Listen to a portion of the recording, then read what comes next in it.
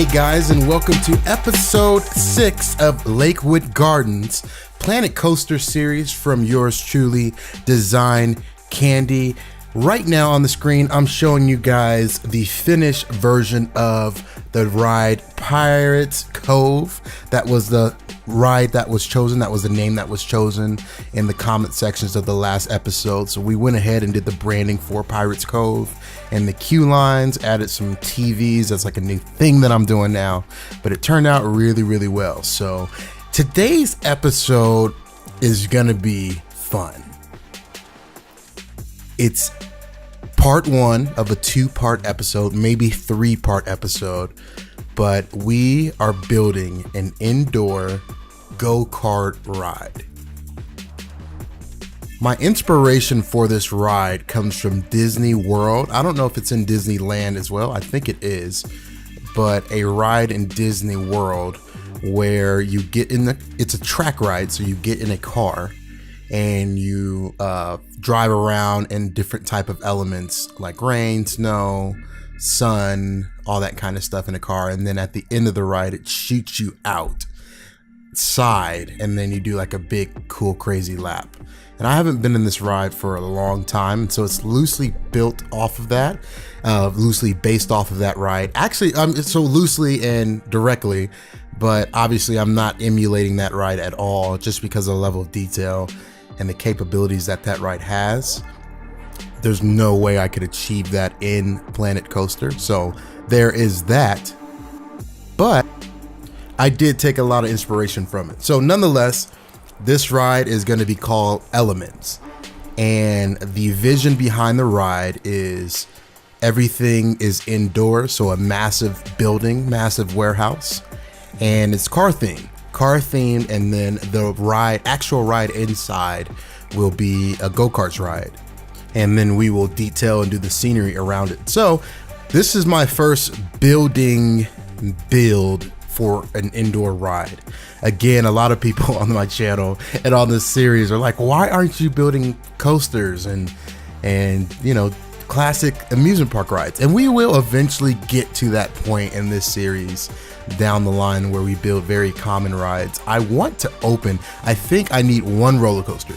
So not next episode, maybe not the next one, but the next one after that, maybe 8 or 9, we want to finally open the park, and then I'll do some live management, maybe some live streams too, where I manage the park and manage the guests and the staff and set the budgets and all that fun stuff. But I did want to dial in a lot of the rides first just to get the experience in playing this game, and eventually obviously do another series with the design chops that I've learned. But nonetheless, this ride was one of my top ideals to implement and to execute. And boy, it's been a journey. It's been a big journey, a lot of learning experience, many hours. We're talking days for this ride and this episode individually. This episode is a little bit around, I think, 16-17 minutes. I did want to keep it a little bit shorter just because it's a 2-parter, and I want to see if you guys like more shorter episodes versus the longer episodes, and kind of what I want to do with this series moving forward. And let me know what you guys think too. Should I do shorter episodes? Should I do longer episodes? Go ahead and shout me out down in the comments. #DesignCandyFam. We call all the subscribers on my channel the Candy Fam. So Candy Fam, let me know what you guys are liking for this series. Short episodes, longer episodes. We used to do time lapse in the beginning and then no live commentary, just review it at the end. Let me know if you guys like that. So yeah, shout me out in the comment section below and let me know what you guys think. Okay, so let's talk about what we are building. So the vision for this ride is warehouse style, massive warehouse, and elements, meaning as if the go-kart is the car and you're driving through different scenarios and different elements. So we're gonna have a rain room, a snow room where the go-karts race through. We're gonna have a sun room, and just themes surrounding that. And then obviously at the end, just like the Disney World ride, you go outside for a nice speed race all the way to the finish line. I'm not sure how many laps or the logistics of the actual go-karts. We might do a few laps so people can enjoy it. But that's just the gist of it. So a massive warehouse that holds multiple rooms for the go-karts to travel through. So what that means is I have to create some sort of scenery pieces around that particular strategy. And I wanted to explore having the queue line go through those different rooms as well, and having just a massive queue line inside of this building on the first half, and then the ride on the second, the go-karts on the second half of the building.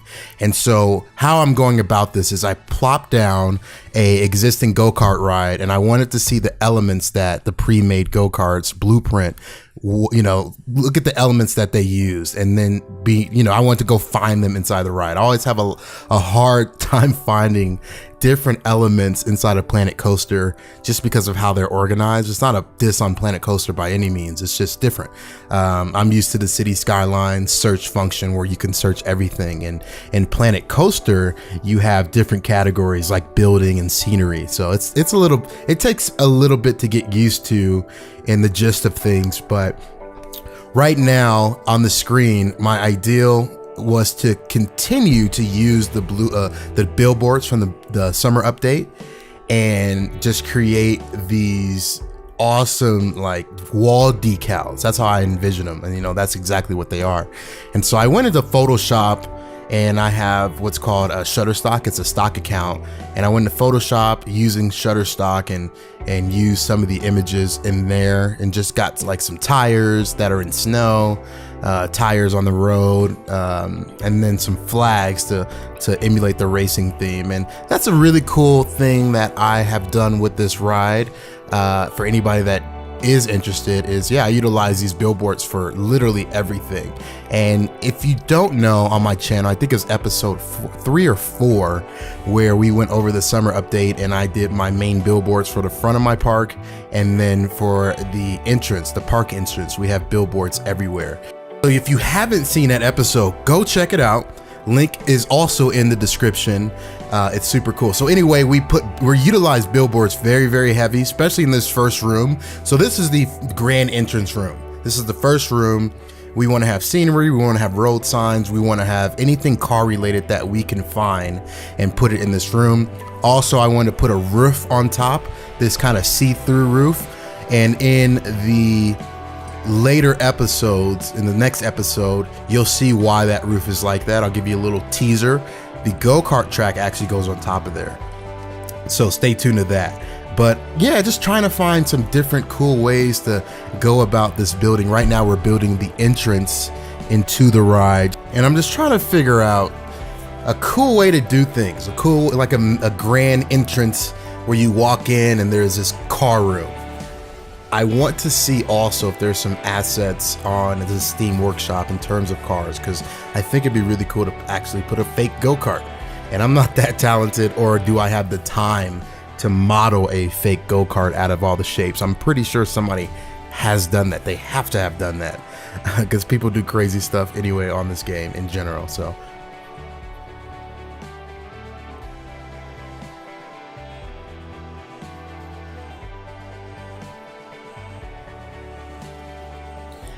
as you guys can see so far, you kind of can see my thoughts, but I do want to break it down for you all, just in case you ever want to tackle something like this, or if you need to give me tips and pointers on how to do this better. I'm building the ride piece by piece and then enclosing it, and then to later make the massive structure. The reason why I'm doing that is I have found that it's better to actually build your elements first and then enclose it into the ride. I tried this, so this is not even my first time building this ride. I tried to build this ride, and I tried to just start with a big warehouse, 4 walls, no character, multiple floors, and then just huge warehouse. It did not work, guys. It didn't work because I was land capped and space capped when it came to putting elements and the ride tracks down. So I went back, and this is the cut that made it. I went back and just did room by room, section by section, and built everything so I can adjust everything in the long run.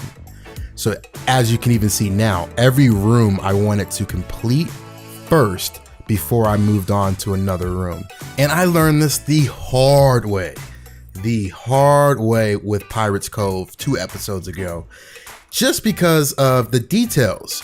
So it literally took me, and I didn't show this episode on camera at all. I didn't release an episode for it, but I had to go back and redo Pirates Cove and add the details in it that I couldn't necessarily fit first in the ride, rather than building everything at once and not moving on until I have that specific ride done. And it's even crazy because I released a ride video of Pirates Cove before it's even named Pirates Cove, right? So things like that I can avoid when I do, like a more complete job in one full swoop when building these builds. Right now on the screen, I'm looking at lighting and trying to negotiate with myself on how I want the lighting to be. It's interesting because even this right now, what you see on the screen with those point lights, those area lights, that doesn't even stay. I actually go back and use a bigger, more specific beamed light to emulate, just because of how this looks. Like it's too bright. Sometimes, I never thought I would say lights are too bright, but this is like too bright, and it spills outside of the edges in the building. And I want more of a controlled, natural lighting space at night, because even you see here, the floors are really, really cool though. I really love the floors and that look, that concrete polished look that it gives off, and I think it's really unique. Even right here, you can see a little bit to the right that I have those gates and fences down. I think it's a fence down where theoretically that would be the barrier to the rides, because obviously when you put down a queue line and then you cover it up with a floor piece, the queue line doesn't exist anymore. There's no barriers, so we use that as barriers. And also these really cool TVs. I know in a lot of queue lines you're gonna have just massive technology, and so in Lakewood Gardens, man, we want to have technology like crazy. Every single ride have a queue line. Every single ride have, it needs to have like maybe like a Lakewood Garden vision I'll create with the billboard videos and just like promo for other rides, pretty much. And just saying, hey, this is how long you're going to be in line. Here's some entertainment while you're waiting. I really want this to be like a futuristic park, as if I would be the one running this or building it. And that's exactly what I would do. I would have TVs everywhere. You'll see later on in the episode when we get into the main ride area, I have TVs in the queue lines and they look so legit. So you guys definitely need to come back for the next episode. I'm not sure when it's going to drop. It might be soon because I already have it recorded. I just need to do the voiceover on it. But man, it turns out like this is one of my favorite rides. I say this about all the rides that I build, and I should, but it's shaping up to be insane. I have a lot of screenshots too. So if you guys, and I rarely try to plug my social media on any episode, but I will now, hit up my Instagram account in the next few days and I will show you guys a teaser of the outside of the building, the queue lines and all the backgrounds that we built, because it becomes massive. So think warehouse full of custom billboards and custom videos and just custom elements all around. And that's what we're building here. So yeah, check up on the social media. It's going to be really, really fun to preview that. And my Candy fam will get the exclusive. So if you're not following me, follow me on there. Follow me on YouTube, or subscribe to me on YouTube. Follow me on Facebook and Twitter and Instagram.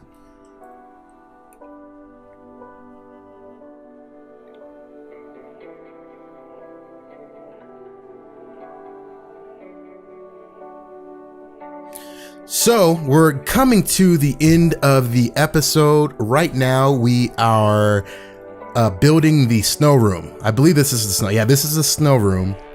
And we're just putting some custom elements in here.